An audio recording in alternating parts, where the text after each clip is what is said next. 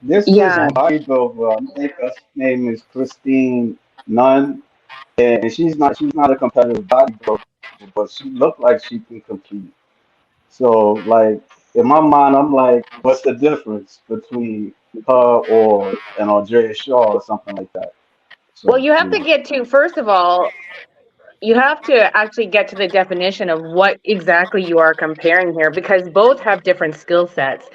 And the influencers have such a large spectrum, as well as like, so bodybuilders, there are things, it depends what you want to do with whatever the energy is, right? And there's stuff that we as bodybuilders, if we want to grow our platform, could definitely learn from influencers and take in that different skill set. And that's not a measurement of like who knows more or what, but like what is the actual, that the ego fighting against in terms of comparison, because comparison is basically, um the root of suffering, right? Like it's two different aspects, so you have two different, completely different skill sets, and what I said before, and they can overlap according to what it is that you want to do with specifics. Like if you want to grow your social media platform, look towards influencers. If you want to influence people, look towards influencers, because that's exactly what it is. Do I want to make an impact on society, and how do I get my message out there? And so if I'm going to do that, but how do I not sell myself at the same time of doing that? And how do I stay true to myself? And I think, and because I've been, a lot of times bodybuilding is a very like selfish alone sport, right? So sometimes we get so focused in our training, and we become so great at what we're doing because we basically are good on our own. So we're cool. We're in our lane and we like to do our own thing. But then there comes a time where it's like, and this is where I'm at in my spiritual and personal development, is like I realize like I want to engage with others and be of a service to others. So there's like a fine balance of, no, not selling myself out. I'm not looking at numbers in terms of the big number, but I'm looking at quality, right? Like, and how can I get my message out there, and how can I help others, and how can I serve others with the gift that I have, with the knowledge that I have? How can I give to this world, and what is it that I'm giving to this world? And we're not actually in competition, because we all have a unique display of that and unique influence. And so how can we really support and celebrate each other and learn from each other instead of feeling threatened by each other? We have a comment from man Rahim. He says this. He says, "I got into working bodybuilding to impress the ladies.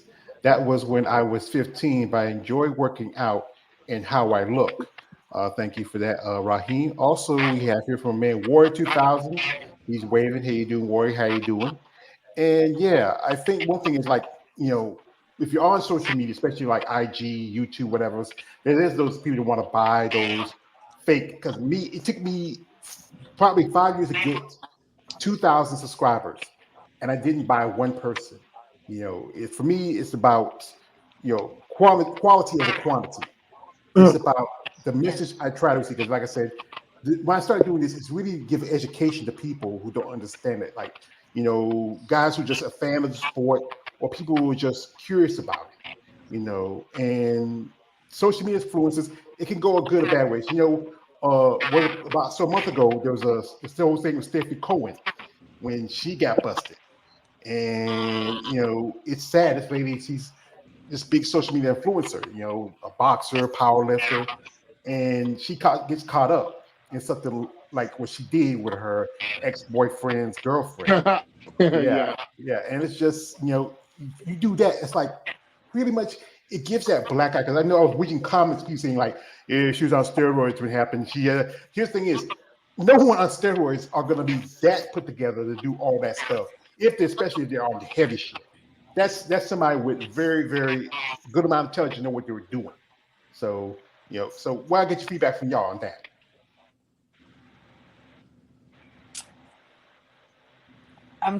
maybe It's want to Steffi, show the Steffi, pictures. Steffi. Yeah. Who? What? I feel bad if we're just speaking about Stephanie Cohen in general. I think that like it's just been blown up into like a thing. Like if she wasn't, I mean, it's still a horrible thing that she did. It would be horrible if anybody did it. But I think it's exaggerated by the fact that she is this huge social media presence. Like, how many of us would actually care if we didn't look at her on Instagram every day? But that's just one of Well, those think about it. risks. Remember Sarah and the Natalia girl that was going through the Olympia thing where Sarah thought she had created this fake account and was talking shit on her and all this other stuff. Yeah. Remember? That was Yeah. 2 years ago. A year ago. So that shit happens, and I was like, that's a bad idea, seeing that Sarah's really tight with Tyler Mannion and those people, and doing big things in the world of women's physique and Yeah. helping spending money and things like that. It's just not a good look, to do stuff like that. Anybody else got a thought on it? Well, I've never bought followers, and it's always been a thing because I always like being authentic. That's one of the things that I kind of sit with. I'm always authentic, but bottom line comes in even a business sense. Um, it's the energy that you think that you're going to gain from it. If you're buying followers, you're not really going to get anything from bots or followers. You're not going to get actual true engagement, and you're not actually, like, if you have a product to sell, they're not actually, like, that's not marketable to it's not marketable to a bot. So it's actually more profitable to have less less followers and like more dedicated people who are actually following you and engaging in you, in terms of a business standpoint.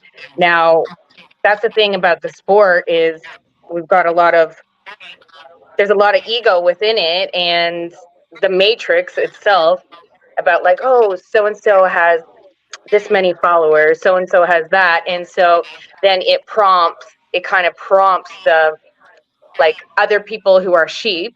People are sheep. They like to follow the trends or what they think is popular. And this is proven in psychology, right? So that's where that comes from. So I think, and just to remember that we're all human. And at the end of the day, no matter who is a high influencer, who is on the top podium, the higher you get placed on a podium, the further it is to fall. But we're all humans, and they were a human with certain feelings trying to just play the game as much as anybody else. So a lot of times it's projection when people see people like that fall, because they're like, oh, they're not as amazing as they thought they were. And so now, I don't feel as bad about myself. And so let's just kick them while they're down. Yeah. When really they were just trying to be human. So it's like, okay, well, what can we learn from this? And no, it really wasn't. They're suffering, man. They're embarrassed as it is. And to continuously kick them while they're down is just inhumane. And like I said, one thing with bodybuilding, there's a lot of sacrifice you have to make. The time you put into the money into it, it's a investment. Where you see these social media influencers, they don't really have much investment other than just the image and the look they present out to the world. I'm gonna stop you. I'm gonna say no. Like, they're putting investment in figuring out how to grow their and doing their stuff, and they've got a whole different skill set. And then bodybuilders are a whole different skill set. So it's like, what are you measuring? Are you measuring the actual sport against an influencer, which isn't even comparison to the sport? It's two different paradigms. You can't compare the two because they're different. Well, here's a prime example. I had a client. She's like, I said, what's the big thing about social media? She goes, to feel relevant. And I go, well, if you have to go on social media to feel relevant, you need to, look yourself in the mirror and check yourself. Because if Yeah. if that's what you're doing to feel relevant, is to know people, have people follow you that you don't know to feel relevant. That's pretty ridiculous. You know, Yeah, you and got all these that's people getting, definitely a wound that they have, right? And then I yeah, think that wound comes and shows up sometimes. There's a lot of people who get into bodybuilding for the exact same wound, Yeah. right? And it's yes. just displayed differently. Yeah. And Melissa, I mean, what's your because think thought? about it. You got all these. I have a lot of followers. I don't know these people. I don't know. I post some content and they like it, or I'll send it to Victoria, who's the head of Tight Nutrition. I'm like, here's some videos from me training, this and another, and she'll put them together. And because I hate, no offense, I hate social media. I think it's terrible, but you got to do it under your contract. And I'm like, I'm gonna send you some videos, some pictures. Tell me write what you want so I can copy and paste the shit. Yeah. Because I'm just like, it's just not a it's not an important thing to me. I mean, and no offense and all those followers or whoever is following me are not the ones who are judging me and writing me a check if I win or lose. Yeah. So And Melissa, what's your Yeah. thoughts? No, well, I was just going to speak. Mandy had said something about comparison being the thief of joy, and I think about that a lot just because I am a new bodybuilder. I'm a smaller creator. I've been riding with my little less than 5,000 followers for a long time now, and I am so completely okay with it because I have real engagement. Mm. I'm speaking to these people. I'm having real conversations with the people that follow me. They're asking questions. I'm getting to educate people. Sure, would I love a brand deal? Would I love for Dark Sport to notice me one day? Cool. Absolutely. That'd be dope as fuck, right? But the best thing to me and what I'm using my platform for is to actually educate and inspire people and share my love for training. Mm. Like I will not ever buy a follower because like she was saying, they're bots. It's yes, not real engagement. You're not gaining anything but a number on your profile and I'm not interested in it at all. I'm interested in like real people getting excited when I step on stage. Like that makes me happy. Well, we have a comment from Man War 2000. It says, I'm working out just for myself, not trying to impress anyone. Shout out to you, Warrior. Yeah. Also, Yeah. Warrior says this is Sarah Vegas has the self entitlement to counsel anyone just because she's in cahoots with Tyler Mannion and the higher ups in the IFBB.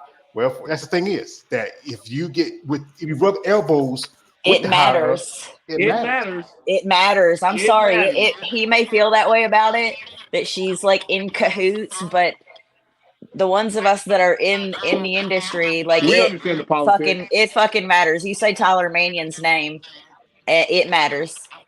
It's Oh like yeah. it was this one celebrity. He said that he took and he branded something. I forgot what it was, and because he uses it like I think it was a certain word or something. Now it's now trademark.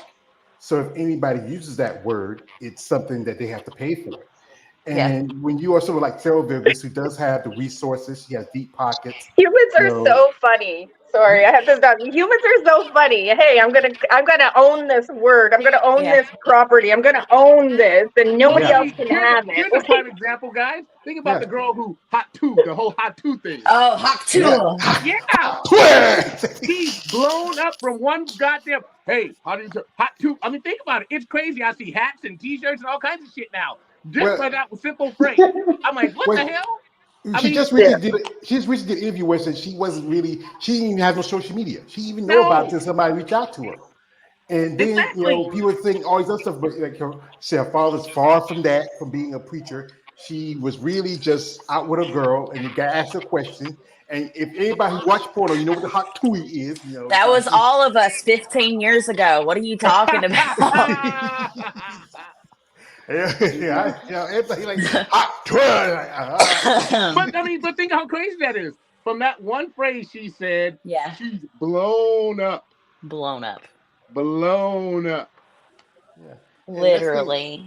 because I think in this culture now, social media is a big influence because It is. we're coming up, like me and Keith, we were born in the '70s and we grew up good part of the '80s and '90s. I know some of you ladies are probably like, Y'all ain't the only one born in the '70s. well, say something, brother. Yeah, you were born about the same time too. And we remember where we used to watch TV or listen to something on the radio, get the information. And now, where more people are on, you don't like when the next movie come out, you don't find out till you put up on Twitter or IG. Used to be you can just catch it on television and say, "Hey, coming Sunday, Sunday, Sunday," or the next movie coming out. It's just I think this is a tool that everybody use, but at the same time, as I said this, it's also a weapon because it can do more, just as much harm as good. Here, we got here from a man, uh, my man, Raheem says, Sarah Vegas seems like a good person. Well, like I said, she's doing some stuff that really get attention to her division. She like the whole story with, she wanted to put the prize money for women's physique at the Arnold Schwarzenegger Classic.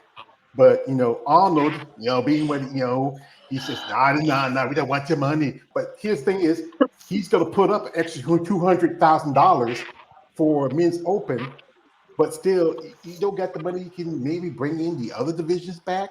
It's just ah. Because Arnold's a sexist asshole. That's why. I mean, he is. I mean, seriously.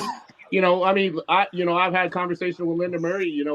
When she got that award and all this other. It's like, come on, dude. It's like again, like, at the end of the day, it's like taking like one of the major things like track and field out of the Olympics.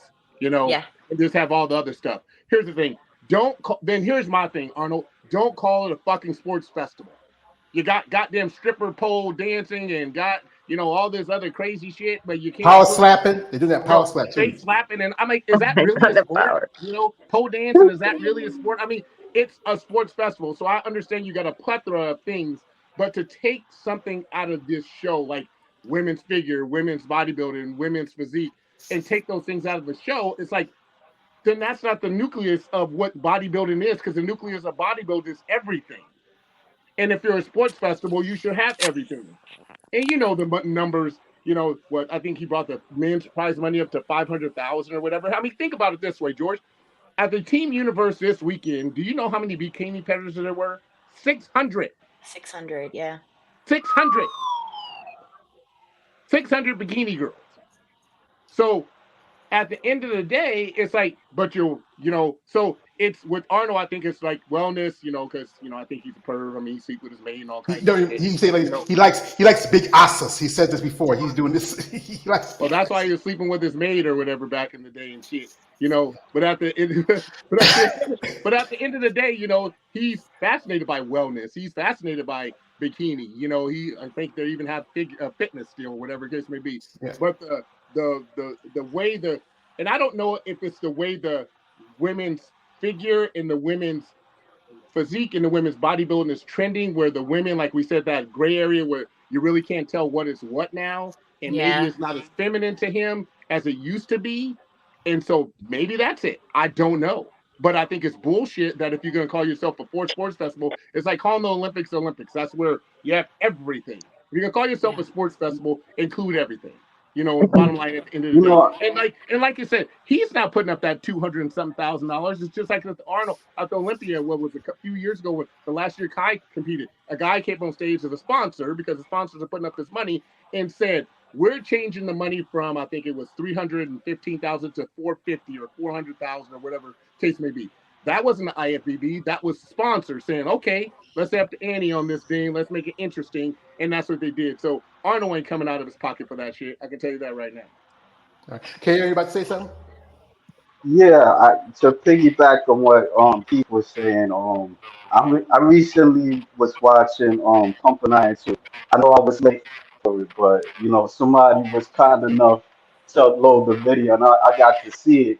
And some of the stuff that Keith was saying, like it was going on, even at that time, like especially with how the women bodybuilders look to the judges, and what's her name again? Francis. She was like the complete opposite of the other bodybuilders because they weren't as muscular as she was, and so like it was like to a point where like I think like somebody was talking to like a female judge, and like every time she would like they would mention her name, like Beth Francis' name to her, she would kind of roll her eyes, or if she's seen it, that she would be disgusted about that, because it was like even at that time it was like the standard. So I mean, I would say I learned a lot from it, and it was kind of crazy because at the end, like the audience they was cheering for her, but they kind of put her like in a low like a place like eighth place where she could have probably done like fourth place at that show. But I'm gonna keep it real. Like she did looked it when I was looking at her, she did look managed, like even going up because I would see her and you would be impressed with her physique, but it just kind of it didn't attract me like that. Like probably like Linda Marais or Kim Travesky. I would say they attracted me because they looked a Well, I mean, little think about this, feminine, Caleb. extreme but Linda feminine. walked away. Linda walked away from the sport because she wasn't willing. Like Linda's a beautiful woman. She So talks like beautiful. Yeah. I've she's seen her in gorgeous, person. Yes, but she is but beautiful. but she is absolutely beautiful. I mean, and Kim, she's a beautiful woman too. But Linda will tell you that the reason why she stepped away because she wasn't willing to take her conditioning into the extreme that Kim Shavesky did. Also, the reason why this whole damn thing went away because Iris was just crazy. And again, we talked about this, guys. Who controls the sport and the looks of these women? The judges. So Mm. again, if you don't like that, then don't score well. But guess what? We're right back to where we started. Yeah, I like this. Like one thing I'm gonna say about Keith, I'm gonna say I won't put too much on Iris. I will put it on Kim Tversky because that last Absolutely. Olympic '99, she was huge. And Yeah. then what made Iris had to change her thing was when she lost to Yakzini O'Keem after Yep. she won the title, and she had to, it's kind of like with Sarah, how when she lost to Natalia, she had to really step it up. Here we got a Yeah. comment from my man Raheem. Says this. He says. Uh, it's how you move. She moves. That's there are. Oh no, that's not the wrong one. He says this. Oh, sorry. Uh, he says this says from a business aspect, influencers will use bots to drive up business, and that's the thing is, it's just, you know, it doesn't help Bots you. don't. Bots don't drive a business. No, No, it does No, not. it's not genuine interaction. Hmm. you It's don't. like You don't they're make not. money from bots. How are you going to No, make money? They're not a product. Like they're not going to buy your service. They're not going to buy no. your product. They're not going to engage, and so the algorithm doesn't really go. It goes more by engagement than it does by Absolutely. likes. So the one thing A with bot. It's not. I can't give a bot the big Keith Williams code, and he's going to go on Tight Nutrition and buy a product. Exactly. Exactly. And Yeah. like one thing is like with me, I get these, I get like I'm already 2000, but I know the difference between the people who are actually who follow me because sometimes they comment on my content, and with bots they don't say anything. It's just pretty much stacking Yeah. numbers, to make it look good, you know. So this is where we talk about how bodybuilding is really. I would say like this. I followed bodybuilding for a long time, and my brother, as I mentioned, my brother James, he was the guy who really got me because he used to work out, he used to muscle mags, and I used to look magazines. Like I seen the guys like the Arnold Schwarzeneggers, the Lee Heenies, and those guys. And then I see new generations that's coming up, like Chris Bumstead, Derek Lungford, also Heidi Chopin and all these other guys. And also it said most of my content is on you ladies. Like um, I'm a fan of you ladies because I respect your passion for it. Like I reach out to someone like you, Melissa, who wanted to become a bodybuilder because you have a passion for this. Or this one woman who I'm a fan of, I'm always gonna put her up, Woo! Andrea Shaw. Here you go. Yeah. Yes. Here you And We here's go. this love picture here. her. Here's a Here picture you right here. go. How this Don't is be supposed to be mad. my brother, Why Keith. you always gotta put that photo up, dog? No, Don't be. because you're supposed to be my brother, Keith, and you hold hands with my girl. But I gotta digress. Let me digress. I gotta digress. But I think people will be influenced by the people they follow the most, and I think especially younger generation who are more into social media will follow the fitness influencers like the Kristen Dunns or the other guys who are out there who are or who's it? The one guy who talked about Keith Cali Muscle. Yeah. He's Oh yeah that's. Lord.